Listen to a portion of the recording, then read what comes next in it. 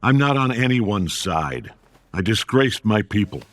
I betrayed my family. Oh my God, I abandoned Omni-Man will always be one of the most compelling characters in Invincible. I can never get enough of seeing his Viltrum ideology clash with his unshakable desire to be a genuine superhero. Oh my God, Battle Beast! Peak! The show is peak! You know, it's funny. I checked out the issue this episode of Invincible was based on for this video, and I noticed Omni-Man's big moment where he finally caves in and decides he'll join the fight against Viltrum, saving Alan in the process. Just doesn't happen in the comic. Also, he says he misses his wife to some random cellmate. That definitely doesn't hit as much. It didn't take long for Nolan to join Alan in the comic. The story quickly establishes that the two were in telepathic contact in between failed attempts to execute Alan, becoming friends as they bonded over Nolan's books, Mark, and the two's similar life experiences. And when Alan comes to the rescue, Nolan is instantly freed from his cuffs and is ready to kick some ass. You don't get much of Nolan's conflicted feelings, the two Viltrumites chastising him for his crimes against the Empire, or Nolan finally accepting Alan as a friend, which is a shame because all three of these tie back into Nolan's arc while pushing it forward in an incredible way. This is such a great example of how the show elevates the source material when it comes to writing. With the benefit of hindsight, they're able to revise and remix plot points to better serve the characters and deliver an overall stronger story. That said, the prison break in season 3 episode 4 isn't just 15 minutes of pure adrenaline. Within all this fighting is some really good character work for Nolan that's worth dissecting, looking at the differences between the cartoon and comic, and how the 3 major changes made were a stroke of pure writing genius.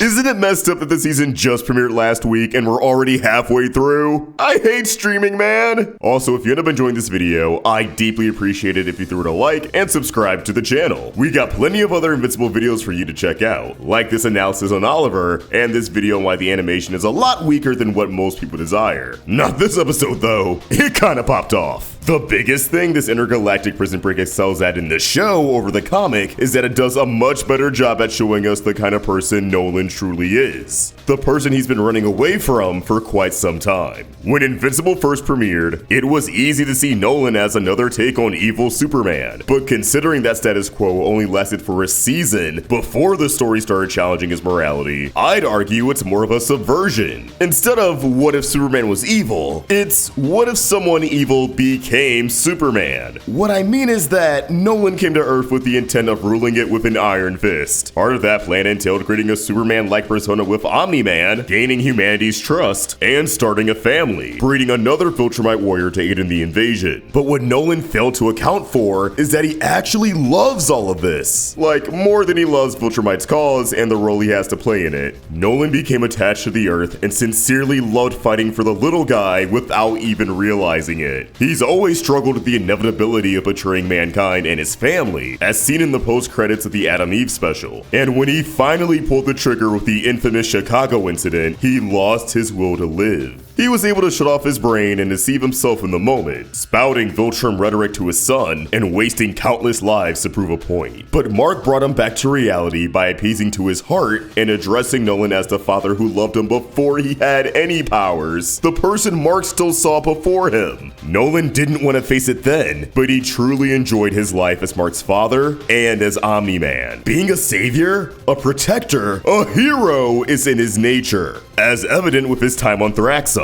He was ready to quit this twisted game of life until he found purpose in protecting a new planet. Although Mark rightfully called out how it felt like Nolan was just running away from his mistakes and coping by playing superhero on another defenseless planet. But the feelings Nolan harbors for the families he formed and the planets he protected go against everything Viltrum taught him, and he can't bear to choose a side, causing him to feel as if he's in a lose-lose situation. He betrayed his family and the Earth by sticking to his Viltrum values, murdering the Guardians of the Globe, and turning a major city into a graveyard because he got into a disagreement with his son. But he also betrayed Viltrum by abandoning his post, laying not solo on Thraxa, killing 2 fellow Viltrumites, and quite frankly, getting attached to anything but his empire in the first place. He turned his back on everything he ever knew, and everything he's ever fought for. anymore. Yet, instead of having a single moment of introspection and confronting his morality head on, he'd rather die. It's easier to just write himself off as a defect and have an honorable death instead of picking a side, despite both Krieg and Alan giving him an easy out. I'm so glad they fleshed out Alan and Nolan's dynamic in the show. By making Nolan a lot more reluctant to join the rebellion, needing to be persuaded, Alan's become the embodiment of the people and places that Nolan loves, thanks to his connection to Mark and optimistic attitude. Nolan can either let Viltrum down again by fighting back, or he can let his family down by submitting to Viltrum, accepting its execution, and allowing another life that Mark values to fall.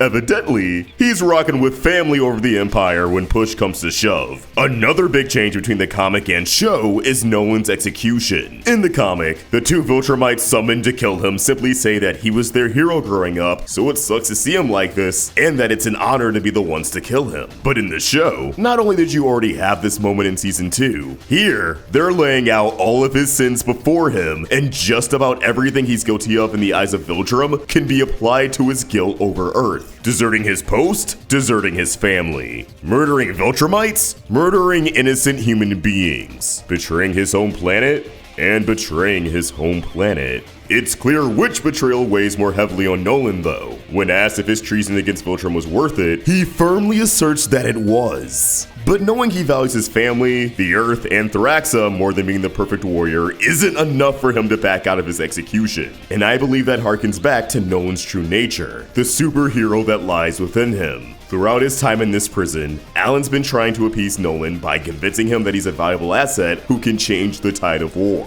Meanwhile, I think Nolan believed that he wasn't necessary to the equation at all, judging by the lore drop about there only being a small amount of pure-blooded Viltrumites left, and thus they can be beaten, on top of the wisdom he left behind in his books. Basically, Nolan doesn't want to fight back because he doesn't fight for himself. That isn't who he is at his core. No, the true Nolan is shown on full display during the third and final major change to this prison break.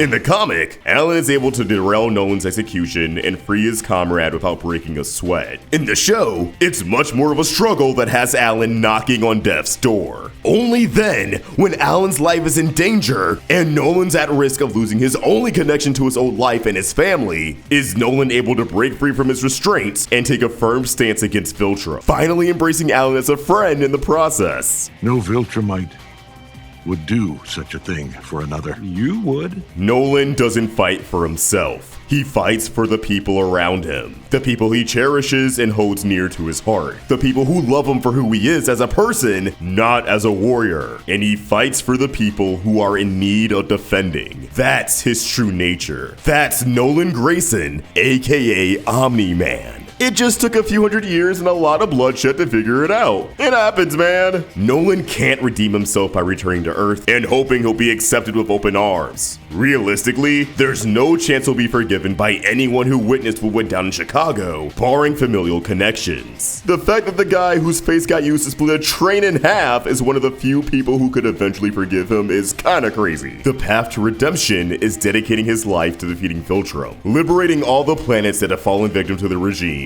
and ensuring that no one else has to feel the wrath or experience what the Guardians of the Globe or the poor citizens of Chicago went through ever again. The 3 changes made to Omni-Man's prison break evolved it from another action-packed story beat to a major turning point in his character arc, forcing him to come to terms with his sins and pick a side to fight for, renewing his will to live in the process. Combined with an insane set piece, the return of freaking Battle Beast, and the absurd yet depressing appearance of King Immortal, this was one of the greatest episodes of the series thus far, and I just had to gush about it, especially after reading up on the source material. But as always, these are just my thoughts, and I'd love to hear yours. Did you enjoy this week's episode of Invincible? If you read the comics, do you think they did this issue justice? How do you feel about the changes made? Let us know in the comments down below, and keep the conversation going over on Twitter and Instagram at AllSharkVox and at Roundtable Vids. If you enjoyed this video, please throw it a like and subscribe to the Roundtable for more Invincible content. Thank you so much for watching, and I sincerely hope you have a great day. Peace!